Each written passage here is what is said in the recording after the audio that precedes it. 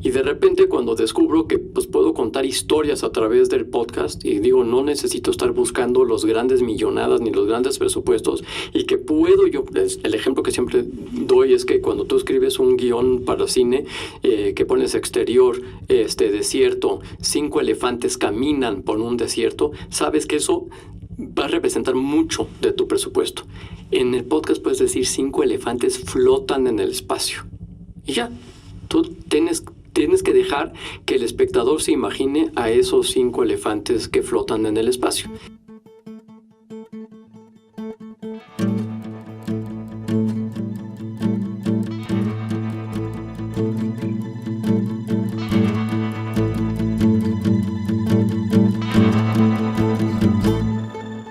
Su atención, por favor. Mi nombre es Roger Casas Alatriste y en este podcast conversaré con personas expertas en el mundo de la economía de la atención, ya sean creadores, curadores o consumidores de contenidos. Hoy en Su atención, por favor, conversaremos con Dani Sadia, fundador de Dixo, la primera red y productora de podcast de habla hispana en el mundo. Dani, matemático y empresario mexicano, ha fundado y vendido diferentes empresas de marketing y contenidos digitales. La última de ellas, la propia Dixo, recientemente adquirida por Exile Content. En su faceta como cineasta, ganó el premio al mejor director en el Festival de Málaga por el largometraje 319 Nada es casualidad. Con Dani Sadia hablaremos de lo complicado que es concentrarse en un solo tema cuando la tecnología y los nuevos medios no dejan de abrir posibilidades narrativas, y sobre las ventajas creativas y presupuestarias a la hora de crear universos en formato podcast. Hola, estamos aquí en Su atención, por favor, el podcast con Dani Sadia. Hola, ¿qué tal? Muy bien, Dani. Oye, pues sabes que en este podcast una de las cosas que hago es que al final de la entrevista le pregunto yo al entrevistado que me recomiende a alguien para tener en esta entrevista. Y en tu caso, Javier Zelaya, que lo entrevisté en Bilbao, me dijo, tienes que hablar con Dani para Su atención, por favor, por lo cual me he trasladado hasta la Ciudad de México, hasta los estudios de Dixo para entrevistarte. No, pues un tipazo, Javier Zelaya. Ahora está dirigiendo Podimo en España, que es esta plataforma de podcast, me parece Noruega, ¿no? Danesa, y quieren atacar el mercado hispano. Y yo creo que un poco la intención de Javier era continuar la conversación de los podcasts, entiendo, desde el punto de vista de la producción. Y pues tú ahí tienes muchísimo que decir porque, bueno, fundaste Dixo, que es la primera plataforma de podcast en español que se hizo a nivel mundial. Bueno, yo me atrevo a decir que es la primera plataforma red de podcast en el mundo. No he encontrado ninguna, ni gringa, ni inglesa, ni francesa todavía. Igual alguien me va a decir, pero por eso decimos en lengua hispana para no ser demasiado soberbios. Era por allá del año de 2005. ¿Y por qué se te ocurrió hacer una red de podcast en 2005 cuando los podcasts eran como hoy, no sé, el metaverso o algo así raro, ¿no? Sí, totalmente. Bueno, el metaverso todavía ya se volvió una palabra mainstream. Podcast se convirtió en una palabra mainstream 9, 10 años después de que nosotros empezamos a hacer podcast en México y en el mundo. Y se nos ocurrió porque Steve Jobs dio una keynote por ahí de febrero, me parece, del 2005, y habló de este formato de audios que iban a ser distribuidos a través de un feed RSS, a través de iTunes. Y que iba a llegar a su nuevo device, que era el iPod. Exactamente, que iba a llegar al iPod. Entonces, dijimos, es un win-win. Si le va a meter, Apple le va a meter toda su tecnología, sus plataformas y su distribución, pues yo creo que sería una buena idea meternos en ese negocio. Y cualquiera diría que entonces era una idea adelantada a su tiempo, ¿no? Demasiado adelantada. Yo te puedo decir que nosotros empezamos en 2005. En Estados Unidos el podcast se convirtió en algo mainstream en el 2014 gracias a un podcast que se llamaba Serial, que fue un spin-off de This American Life, que es casi el decano de los podcasts. Y cuando empezamos a ver cómo esta chava, Sarah Koenig, que era la periodista que llevaba Serial, empieza a saltar a todas las otras plataformas de televisión, de entrevistas, de radio. Nos dimos cuenta que el podcast era mucho más poderoso de lo que pensábamos que era. O sea, la gente de la industria. Oye, y en términos de trayendo esto a la economía de la atención, en estos estos 15 años de historia de Dixo y más, ¿cómo ha cambiado el entorno, cómo ha cambiado el contexto del consumo de audio y de la competencia dentro del consumo de audio? Que habrá dado muchísimas vueltas, me imagino. Mucho. O sea, nosotros empezamos cuando no existían los smartphones, de entrada. Nosotros cuando íbamos a vender un podcast teníamos que llegar con un motorrocker de plano para mostrar que podías llevarte este audio a donde tú quisieras. Pero era un relajo pasar el audio, el MP3, aunque era o sea, sí había push technology porque te decía que ya tenías un nuevo episodio, pero tenías que transferirlo de alguna manera a tu motorrocker o a tu iPod. Y entonces ahí empezamos a tener problemas tecnológicos. Cuando cuando llegan los smartphones y nos damos cuenta que podemos meter ¿cómo se llama? A través de apps los podcasts, entonces tenemos que idear una app para que puedan escuchar los podcasts de la red de Dixo. No eran podcatchers en ese momento, ya luego empiezan a salir los podcatchers entonces empieza a haber como ¿cómo se llama? Una evolución para facilitarnos y darle las herramientas para poder escuchar los podcasts. Si no hubiera habido esa evolución, yo pienso que el podcast no hubiera explotado tanto como ha explotado ahora. Y entonces, hablando de este momento de ir a presentar este nuevo formato y estas nuevas tecnologías, pues estabas tú solo y poquita gente más, ¿no? Y ahorita, ¿qué tal que hay muchísima gente que está produciendo podcast y muchísima gente que está escuchando podcast y además ya se empieza a demandar, ¿no? Entiendo, de muchos lados. Sí. ¿Qué situación tan compleja pero también tan rica y tan interesante después de haber hecho esa travesía por el desierto, ¿no? No, bueno, sí. Definitivamente la pandemia fue también un factor que influyó mucho porque mucha gente que estaba en casa se dio cuenta que podía hacer su propio podcast. Pero una de las estadísticas que vi hace muy poco, hace como unos 3 meses, decía que el 95% de los podcasts que se empezaron se han abandonado. O sea, 95%. Nos estamos quedando con un 5% y este es lo que se llama lo que llaman en inglés un weed out, ¿no? Empieza a haber como una filtración de todos esos podcasts que lo dejan en el 3er o 4 episodio y lo abandonan porque pues, es un poco más problemático de lo que pensaban al principio que era. Te tratan de vender que es muy fácil, pero sí toma tiempo, o sea, toma tiempo grabar, toma tiempo editar, toma tiempo hacer la cortinilla, toma tiempo toda la parte de la producción y pues como que de repente no te das cuenta que tienes que empezar a invertir un poquito de dinero y como que el podcaster independiente como que no tiene ni la paciencia y también le está costando empezar a atraer la audiencia. Y entonces abandona. Entonces una de las cosas que nosotros queríamos hacer en Dixo desde 2019 es darles herramientas a todos los indie podcasters para que lo puedan hacer. Y empezamos a hacer Dixo Academy y nunca acabó de cuajar porque iba tan rápido la manera como se estaban empezando a redefinir todas las áreas del consumo, como lo dices, que no acabamos de poder encontrar una fórmula para poder realmente ayudar al podcaster sin decirle, dame tu dinero y yo te voy a enseñar cómo hacer tu podcast. Oye, pero sin duda habrá algunas recetas o algunos tips que digas, oye, si más allá de la constancia y de la consistencia que se necesita para mantener la producción de un podcast, ¿qué elementos crees que necesita tener un podcast para hacerla, para triunfar, para ganar escuchas? Pues uno, el contenido. El contenido es rey. Definitivamente aquí la gente no escucha una conversación si no le va a aportar nada. Entonces, en Dixo tenemos esta idea de que tienen que ser educativos, tienen que ser entretenidos y tienen que ser divulgativos los podcasts. Si no aportan ninguno de esos 3, si les falta uno, entonces yo creo que no va a tener, no va a traer la audiencia que tú necesitas, ni el nicho que tú necesitas. Y 2, la constancia, la regularidad. Si vas a sacar uno mensual, que sea uno mensual. Si vas a sacar uno bimensual, que sea bimensual. Si vas a sacar uno semanal, que sea semanal. Si vas a sacar uno diario, que sea diario. Pero tener esa constancia constancia y mostrar esa constancia para que tu audiencia, para ir formando audiencia, que la audiencia empiece a buscar ese contenido. Esos son básicamente los dos grandes ejes que nosotros empujamos mucho en Dixo.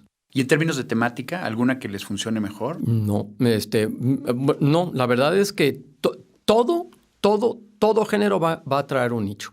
Todo género va a traer un nicho. Si es true crime, si es nutrición, si es psicología, si es experiencias personales, si es de comedia, todos van a traer un nicho. Y pues obviamente dicen que el de true crime funciona mucho. Muchas personas también, sobre todo en México, dicen que el horror funciona muy bien, entonces sacan podcast de horror. Probablemente, pues sí, les va a ir bien, pero si sacas uno de nutrición paleontológica, creo que existe ese término, vas a traer gente. Vas a tener tu nicho que va a querer aprender sobre ese tema. Y luego hay un tema que a mí me resulta muy importante, pero yo no sé qué tan importante sea, sobre todo ahorita que hay mucha gente nueva o que está entrando en el mundo de los podcasts, que es la calidad de la edición, la calidad de la producción del audio, que es un sello muy distintivo de Dixo como casa, y que creo que, no sé si todavía se valore, hablando de estos escuchas de podcast nuevos que están llegando y que dicen, pues a lo mejor si hacemos este podcast, que lo hacemos en Zoom, con los micrófonos de nuestras computadoras, ya nos funciona, pero que es una cosa en la que Dixo pone muchísimo esmero y muchísima calidad. Sí, la verdad sí. O sea, ponemos también mucho esmero cuando entran nuevos podcasts, tratamos de salirnos también un poco del tema conversacional de los podcasts. O sea, queremos cosas divulgativas, queremos cosas educativas y queremos cosas entretenidas. De repente siento que también ha habido un boom de estos podcasts de entrevistas en donde es el invitado el que trae la audiencia. Y si queremos entrar o si vamos a entrar en ese género, porque pues esos podcasts son bastante demandados, sí tenemos mucho cuidado con la grabación. Este es un debate que tenemos también internamente porque pues tenemos un podcast que es bastante popular aquí en Dixo y que pues el host vive en Cancún y entonces tiene que hacer todas sus entrevistas por Zoom y pues hay que enseñarle a la persona, o si no es por Zoom, lo hacemos por Riverside o lo hacemos por CleanFeed, pero al final sí necesitas saber algo de tecnología para poder grabarlo, porque tuvimos el problema de haber entrevistado a un senador de 70 años que no tenía ni idea de cómo abrir Chrome, por ejemplo. Vaya. Oye, y luego está esta parte de la creatividad que tú la cuentas muy bien, porque bueno, han de saber que Dani, además de ser un pionero en el mundo del podcasting, es guionista y director de cine. O sea, sabe lo que es escribir un guión de cine y producir y dirigir películas. Y ahí las ventajas creativas que da el podcast creo que son maravillosas, ¿no? Bueno, es que, mira, yo como dices, filmé una película en España en el 2006. La pude distribuir en el 2008 en España y en México en el 2009. Para levantar mi siguiente proyecto me costó sangre, sudor y lágrimas, y más lágrimas, y mucha sangre, y la verdad, y mucho sudor. Y de repente cuando descubro que pues, puedo contar historias a través del podcast, y digo, no necesito estar buscando los grandes millonadas ni los grandes presupuestos, y que puedo el ejemplo que siempre doy es que cuando tú escribes un guión para cine, que pones exterior, desierto, 5 elefantes caminan por un desierto, sabes que eso va a representar mucho de tu presupuesto. En el podcast puedes decir 5 elefantes flotan en el espacio. Y ya, tú tienes que dejar que el espectador se imagine a esos 5 elefantes que flotan en el espacio. Entonces, sí hay una diferencia en cuanto a cómo escribes un guión de cine a un guión de podcast, pero ese es un paso es un paso muy fino, que una vez de que lo logras saltarlo, acabas con un guión maravilloso de ficción, de no ficción, de documental, de lo que tú quieras. Porque aquí sí tienes que explicarle a la audiencia lo que está viendo. No lo está viendo, lo está escuchando y lo tienes que meter dentro de ese mundo. Y yo lo comparo mucho, la manera de escritura la comparo mucho con el mundo de la literatura. O sea, el mundo de las letras, en donde tú metes a tu lector dentro de ese mundo. Y en este caso, pues tenemos esta gran herramienta que es el sonido y es entrar en ese mundo a través de los oídos. Muy bien. Oye, y en términos de captación de la atención, en estos 15 años de historia, ¿cuál sería la joya? ¿Cuál sería el ejemplo de podcast que tal vez mejor haya funcionado, que se haya producido aquí en Dixo? En Dixo estamos súper orgullosos, sobre todo de los originals que estamos haciendo. O sea, en donde controlamos desde la escritura a la producción, a la música, absolutamente todo. Porque esa es otra de las ideas que tenemos en Dixo, es que tratamos todas las producciones como si fueran una producción cinematográfica. O sea, tiene su preproducción, tiene su producción y tiene su postproducción. Tiene su editor, tiene todos esos elementos que se usan dentro del cine, los estamos aplicando dentro de la producción del podcasting. Hicimos uno, la verdad que estoy muy orgulloso, estamos muy orgullosos, uno que se llama Los 100 millones con Oscar Jaenada, que se distribuyó a través de la plataforma de Amazon Audible. La pueden escuchar ahora ya estamos en pláticas. Bueno, ya estamos a punto de empezar a escribir la segunda temporada. Bien. Y en términos de... Porque aquí hay una parte que es muy importante, que es de cómo te nutres o cómo se nutren de estas ideas nuevas. Hay una cosa que hay que decir, y lo hablábamos antes, que tú eres como un super early adopter, ¿no? Desde hace muchísimos años, desde los inicios de Internet, ¿no? Ya para ponernos abuelitos, siempre estás explorando y viendo nuevas pantallas y viendo nuevas plataformas y nuevos lugares de expresión. Yo creo que ahí se conjuntan dos vertientes muy tuyas, que es la parte de la tecnología y el gusto por la tecnología y luego el gusto por la comunicación o por la creatividad, ¿no? Sí, sí. ¿Cuáles son tus fuentes? ¿O cuál es tu método de consumo? ¿Dónde buscas? ¿Dónde encuentras cosas nuevas? Definitivamente Twitter. O sea, en Twitter es donde saco, la verdad, la mayor parte de toda mi información. Evidentemente, una de las cosas que, yo abrí mi cuenta en el 2007, creo que tú también, ¿no? 2007, sí, de los primeros. Y hemos visto la evolución de Twitter a lo largo de estos 14 años. Y una de las cosas que yo he aprendido a través de los años es, uno, sigue a la gente, y una de las grandes ventajas más bien de Twitter es que puedes seguir a la gente que realmente te puede aportar cosas, no la gente que nada más mete ruido, que eso se convierte, y cuando te sales de todas esas batallas campales que hay en Twitter de que si tú eres y no eres y yo soy y tú fuiste y no, todas estas cosas, aprendes muchísimo. O sea, te juro, empiezas a seguir periodistas de diferentes países, empiezas a leer sus notas, empiezas a ver sus comentarios, y es ahí en donde pues empiezas a ver que, oye, existe una cosa que se llama el metaverso. ¿Qué demonios es el metaverso? El metaverso es esto y esto, y empiezas ya a indagar un poco más. Sí, yo fíjate que a Twitter ya le perdí el gusto, ¿no? Ese rollo así como de patio donde todo el mundo está gritando cosas, y ya lo uso realmente muy, muy poquito, pero entiendo que tú ya lo tienes todo muy metodizado, ¿no? Para que te aporte valor. Me costó mucho, Roy, porque yo también lo abandoné mucho tiempo, pero una de las grandes ventajas que tiene Twitter y que creo que muy, muy poca gente lo aplica es las listas. O sea, haces tus listas y se acabó. Porque si das un follow a ciertas personas se enojan, mejor, o los pones en mute, también se enojan, o porque pues nunca tienes ninguna interacción con ellos, pero tienes tus listas bien haciendo un trabajo fino de curación. O sea, te juro, he encontrado términos que durante 15 años, desde que tengo Dixo, por ejemplo, el otro día en Twitter alguien le preguntó a un tipo que es como que habla mucho sobre las startups, y le preguntó, oye, si una compañía lleva 10 años, ¿puede ser considerada una startup? Y dijo, no nada más puede ser considerada una startup, puede ser considerada una bootstrapped startup. Entonces yo digo, ¿qué es eso, una bootstrap startup? Y empiezas a buscar en Internet. Ahora, ¿qué es una bootstrap startup? Dices, pues Dixo es una bootstrap startup. Básicamente es una startup que se autofinanció. O sea, se autofinancia con las ventas, con sus ventas, o con préstamos bancarios personales o a la empresa líneas de crédito, pero y no tiene inyección de dinero de inversionistas, ni de VCs, ni de nada por el estilo. Pues como el Cañonazo. Exactamente. Mira, Exactamente. Entonces, el Cañonazo es una bootstrapped startup también. Pues le vamos a cambiar el apellido. Entonces. Sí, exacto.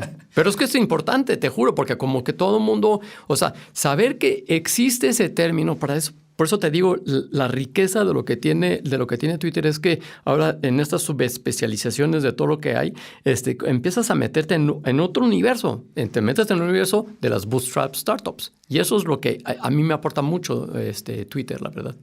Oye, cambiando radicalmente de tema, hay una historia y una experiencia que tuvimos, que yo tuve el gusto de compartir contigo, que fue el estreno de 319, que para mí en términos de economía de la atención es un súper caso, ¿no? Sí, por muchas circunstancias que se daban, desde el cast, el momento del estreno, la competencia con otros contenidos que había en ese momento. Si nos puedes contar de esa historia, me encantaría. Pues mira, básicamente, como dices, desde el cast, tuve la gran ventaja y la gran fortuna, más bien, de poder contratar a un actor que era desconocido en su momento, que hizo la película y fue protagónico en la película y que luego explotó en España como uno de los personalidades que crearon un culto alrededor de él, que se llama Miguel Ángel Silvestre. Entonces tuvimos la atención de todos los medios para poderle dar difusión a la película en España. Y otra de las cosas que hicimos mucho, Roger y yo, cuando estábamos por estrenar la película, usamos mucho las redes sociales. O sea, le creé un Twitter que es @319. ¿Por qué? Porque la película se llama 319. Entonces, luego le creamos perfiles a personajes históricos de los que se refiere la película. Évariste Galois, a Paul Kammerer, que todavía existen sus perfiles en Twitter. Y luego lo que hicimos mucho, que era, yo creo que los inicios del transmedia, cuando la gente todavía no existía el término transmedia, yo creo. A mí me parece que no existía. Yo por lo menos no lo conocía. No lo conocíamos. Y nosotros lo creamos de cero, este concepto de transmedia, porque creamos universos alternos a lo que iba la película, que eran las casualidades. La película es 319, nada es casualidad. Entonces creamos un falso documental, creamos un documental de casualidades, conseguimos una película que se refiere dentro de la película, una película soviética de 1929 que se llama Salamandra. Conseguimos los derechos y la colgamos en internet. O sea, hicimos una cantidad de cosas alternas a la película que no tenían nada que ver con un behind the scenes de la película, que creo que sí es para un caso de estudio, como lo dices. Pero que además agarramos el propio behind the scenes y lo empezamos a meter también por redes sociales, exactamente, etcétera. Y me acuerdo que hicimos, creo que el primer pase que en lugar de ser pase de prensa, era pase de bloggers. Exactamente. Que ni siquiera había bloggers de cine, eran bloggers genéricos, ¿no? Sí. Sí, una súper. También hicimos la premier de Tuiteros, ¿te acuerdas? En 2008, o sea, hicimos una premier de Tuiteros, invitamos a aproximadamente, me parece, regalamos 10 boletos a Tuiteros, nada más para la premier, que fue todo un evento mediático. O sea, si lo ves, está colgado en la red, en Vimeo, la expectación que causó, bueno, obviamente no la película ni yo, pero el actor, Miguel Ángel Silvestre, que fue algo, te juro que eran gritos, era como si fueran los Beatles aterrizando en Estados Unidos en 1962. No es que estuviera yo ahí, pero lo he visto documentales en donde sale, y es más, va a salir un documental ahorita pronto de los Beatles, por cierto. Uh-huh. Sí. Muy bien, muy bien. Oye, y ya acercándonos ya un poquito a la recta final de esta entrevista, y ligándolo con esta parte de early adoption tuya, ¿dónde está tu atención en estos momentos? 100% en los podcasts. O sea, una de las cosas que he aprendido, Roger, es que tienes que enfocarte. O sea, el problema de estar en todas estas nuevas tecnologías, estar en criptomonedas, estar en NFTs, estar en la realidad virtual, en la realidad aumentada, es que te tienes que enfocar. te tienes que enfocar en una, aguantar, igual no ser bootstrapped otra vez, conseguir dinero y que el inversionista entienda que esto es a mediano y largo plazo. No va a ser a corto plazo, porque generalmente te dan dinero y a los 2 meses te dicen, oye, ¿cómo vas? ¿Cuántos has vendido? Y que entonces, mejor hacerlo no hacerlo bootstrapped y enfocarte y convertirte en el referente en esa industria o en ese mercado o en ese género en el que quieras tú estar. En Dixo empezó a funcionar en realidad en 2018 cuando pues definitivamente me enfoqué toda mi atención hacia el podcasting. Y creo que tardé, o sea, la verdad tardé. Mi primer podcast lo saqué en el 2014. O sea, todo el mundo hacía podcast en Dixo, menos yo.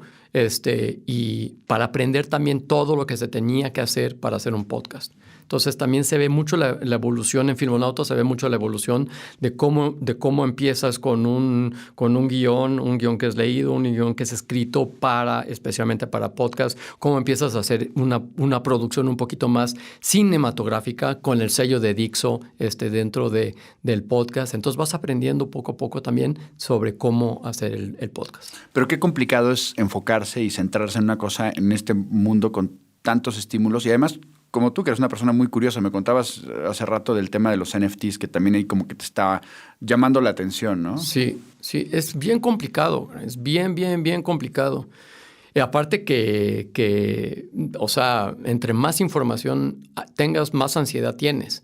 Entonces, yo digo que, o sea, sí es una disciplina. Y dentro del mundo de Dixo, o sea, dentro de este mundo del podcasting, al mismo tiempo tenemos 5 o 6 proyectos al mismo tiempo. 5 o 6 proyectos de originals que ya están vendidos, que todavía no tenemos muy claro cómo lo vamos a hacer y que lo vamos descubriendo mientras lo estamos produciendo. O sea, nos pasó el caso con uno que hicimos para Deezer que se llama Leyendas de Rock, en donde el entrevistador, el host era Iñaki de Fobia, y entonces al principio hacíamos las entrevistas y luego empatábamos la entrevista con el entrevistado de la banda. Entonces teníamos que contar una historia y tenemos que encontrar cómo contar esa historia. Entonces vamos armando eso con el equipo de producción, con los guionistas, de tal manera que al final tengamos un buen producto. Pero eso es un proyecto. Imagínate cuando empiezas a tener 5, 6, 7, 8, 9 proyectos, inclusive es complicado enfocarte en esos. Oye, ya que estamos y que hemos hablado mucho de podcast, dime un podcast que hayas escuchado últimamente que te haya sorprendido y que digas, tienen que escuchar esto. Tengo varios. Curiosamente, y no es por comercial, ni mucho menos, pero cuando yo estaba en Francia, el año pasado, septiembre a diciembre, escuché un podcast que se llama Gang Stories de Deezer, que te cuenta la historia de unos gángsters reales, jamaiquinos, un jamaiquino, un brasileño y así, y contado con un actor. La producción es extraordinaria, el actor lo hace de maravilla y de inmediato hablé con la gente de Deezer y les dije, tenemos que adaptar esto para México. Porque yo creo que puede ser un gran producto y es un gran podcast y va a salir ya pronto en Deezer. Se llama Gang Stories y es narrado por Miki Huidobro de Molotov. O sea, están haciendo la adaptación de esto. Estamos haciendo la adaptación del podcast francés que te juro que está extraordinario. Desde la manera como te lo cuentas, desde la manera como construyen la historia, que es del gángster jamaiquino que nadie ha oído hablar en su vida, más a menos que seas jamaiquino, pero que controlaba todo el tráfico de drogas de todo el noreste americano, y cómo estuvo involucrado en la muerte de Bob Marley, cómo la política estaba involucrada con todo este movimiento de los narcos en Jamaica. Está extraordinario. Oye, bueno, penúltima o última pregunta. ¿A quién me recomendarías convocar o entrevistar para su atención, por favor? Esa es buena pregunta. tengo en mente una persona. Sí tengo en mente una persona y porque es también de los que han estado machacando el podcast en México desde hace bastantes años. Y que él se dedica también a hacer podcast y se llama Antonio Sempere, @finísima persona. Es una gran persona, la verdad. Lo conozco personalmente y creo que también entiende perfectamente hacia dónde va la industria, qué es lo que necesitamos de la industria. Y es igual, o sea, es de estos podcasters independientes que han sabido y han entendido perfectamente cómo deberían de dirigirse en esta industria tan cambiante. Perfecto, pues nos lo apuntamos. Y ya por último, ¿dónde podemos seguirte? ¿Dónde podemos seguir las cosas nuevas que vaya sacando Dixo? Pues en Twitter, @Dani. ¿Con Y? Con Y, DANY, o @Dixo también. Vamos y pronto van a haber muy buenas noticias interesantes. Y estamos también por abrir dentro de esta área de Dixo Academy, lo que te comentaba, que no hemos entendido, bueno, más bien, estamos aprendiendo para ver hacia dónde lo vamos a dirigir. Vamos a poner notas relevantes de la industria en Dixo Academy. Buenísimo. Dani, como siempre, un enorme placer poder conversar contigo y ha sido un honor tenerte aquí en Su Atención, por favor, el podcast. Muchas gracias. Y a las personas que nos están escuchando, como siempre, muchísimas gracias por su atención. Hasta la próxima. Esto ha sido Su Atención, por favor, el podcast que reúne a los mayores expertos del mundo de la economía de la atención. Si quieres saber más de este proyecto Transmedia, sigue las redes sociales del Cañonazo, LinkedIn, Instagram, Facebook, Twitter o nuestro sitio web www.suatencionporfavor.site. Este podcast, Powered by El Cañonazo, ha sido posible gracias a Producción ejecutiva, Isiar Sánchez Piesma. Dirección de producción, Manfredi Giannoni. Producción, redacción e investigación, Andreina Pérez Armas. Asistente de producción, Carlos Martínez Rico. Diseño gráfico, Carlos Lumbreras. Edición de sonido, Jesús Cuesta. Tema musical, Raimores y Roger Casasalatriste. Diseño de audio y postproducción, Lanjo Audiovisual Solutions. Una idea original y dirección de Roger Casasalatriste. Y como siempre, gracias por su atención.